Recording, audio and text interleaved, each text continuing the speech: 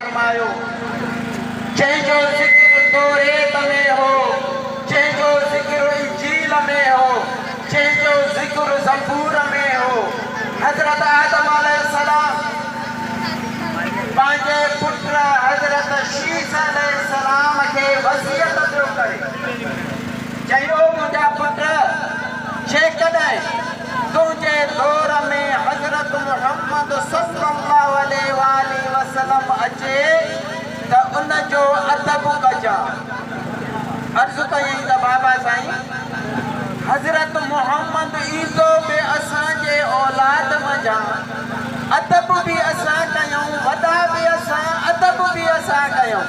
हज़रत आदम अलैहिस्सलाम फरमाए थो पुट शीस तोखे ख़बर नाहे हीअ जेका मूंखे सूरत मिलियल आहे उहा सूरत बि मुहम्मद ई मिलियल आहे। मूंखे जेको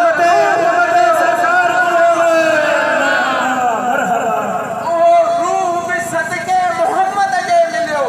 मां जेको जन्नत में रहियुसि उहो बि सदके मुहम्मद जे में रहियुसि। मां जॾहिं जन्नत मां उतरियुसि मुंहिंजी तौबा क़बूल थी, उहा बि सदके मुहम्मद जे क़बूल थी। तोखे ख़बर नाहे, मूंखे इतराज़ कयो यहूदन नसारनि, चयूं त असांखे पंहिंजा नबी आहिनि, पंहिंजा रसूल आहिनि। हज़रत मूसा ते तौरेत लथो, हज़रत ईसा ते इंजील लथो। ला इलाहा चवण वारा असां आहियूं, असां पंहिंजे नबी ते कलमो भरियूं था, असां सोणे मुहम्मद ते कलमो छो भरियूं? अल्लाह तबारक व तआला क़ुरान अल्लाह ताला इन्हनि जी वज़ाहत क़ुरान में कई।